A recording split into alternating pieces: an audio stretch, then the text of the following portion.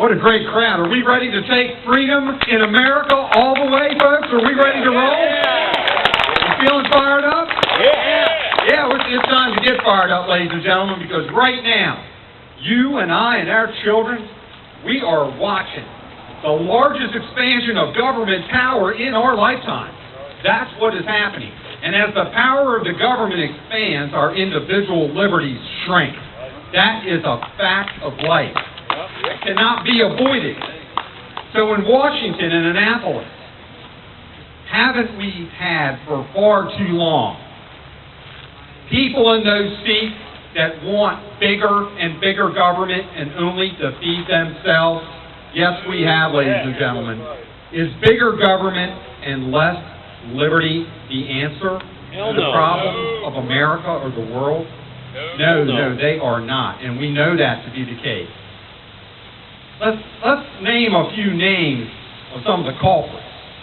Starts right at the top with Obama, and then her good buddies, O'Malley and Mikulski, who were sitting right on the stage behind Obama across the bay in a big rally not too long ago here in Maryland. Very proud of their accomplishment in squeezing the last dime and dollar out of you and me and our families for the sake of their own political power. And let's not be fooled by these so-called local politicians that are really independent or conservatives when they are rank and file hard left Democrats like Frank Cradaville. We're not going to be fooled by those folks either. And you and I know there are some very tough local races going on right here that are going to affect what happens in Maryland, in Annapolis.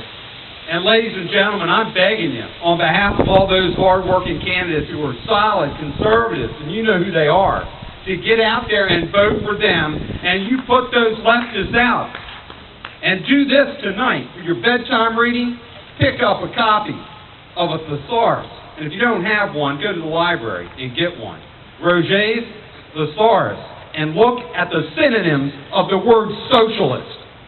Communist, Maoist, Marxist are synonyms. Let's make no mistake about it.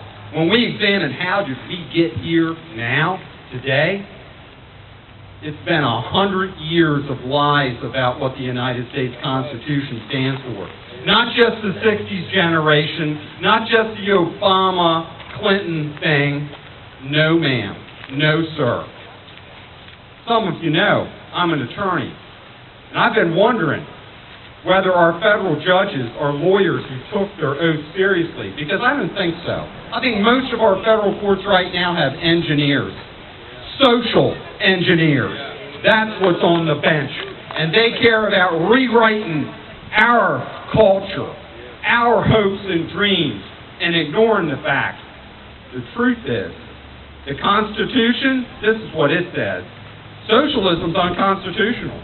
Obamaism is unconstitutional.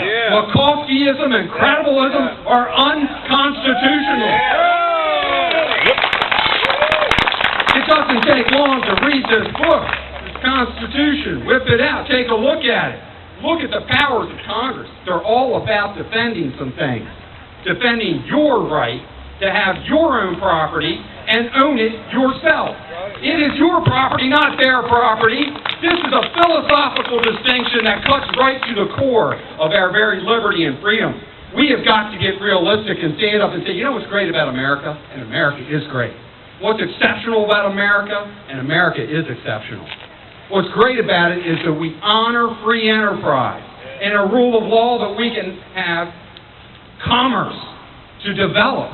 Because when we have a jobs plan, this is what it is. Lower taxes, limited government, strong national security. That is a jobs plan. And that's what we're going to get when we get Cradaville and these folks out of the way. Yes, sir. When we have got to win this governor's race this year, too, because guess what? We just had a census. In fact, we looked at the unemployment statistics. A lot of the new jobs were census takers. Well, they did their job, and they're gone now. And now is looming what's called redistricting, which means they're going to disenfranchise us.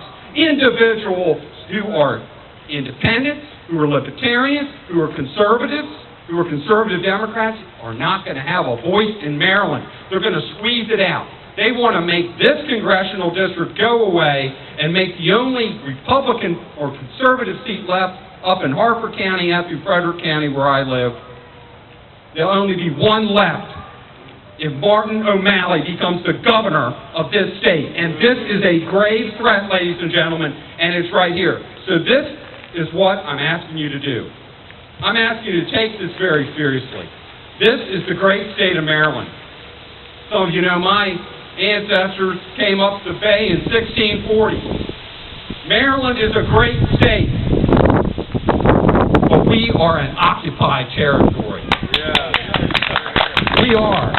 But this is the resistance movement, ladies and gentlemen, and I need you to join it, and we need you to join it here and now, and be heard. Because too many people stayed at home in the last election, and it cannot happen again. It's a shameful thing that people have died and fled and given leg and limb and eyes and hearing for the sake of you and I having the freedom to gather today. Please don't let those sacrifices go in vain. Get to the polls. Make sure everybody in your family votes. You challenge your neighbors. Come on. How many times have we had that quiet dinner on Sunday afternoon with family members that you just wanted to take outside and give a whooping? It is time to open your mouth and tell them you've got to vote, you've got to do things right here. We can't just have happy little times in America. We've got to get going now. So that's what we need to do, folks. With the Constitution, here's the truth. It was a cage that the founders put the hungry beast of government inside of. That's what it is, folks. And that cage has been broken, and the beast is out roaming and devouring across this state. And I need you right now, ladies and gentlemen, to put everything aside and work as hard as you can to do the right thing. Cast your votes and put the beast back in the cage. Will you help me do that, folks? Will you help me put the beast back in the cage? Thank you very much. God bless you. God bless America, and soldier on.